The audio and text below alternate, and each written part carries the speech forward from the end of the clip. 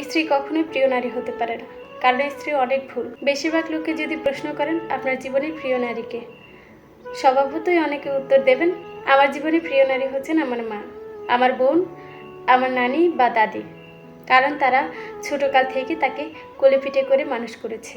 এমন অনেকগুলো সম্পর্কের কথা উঠে আসবে।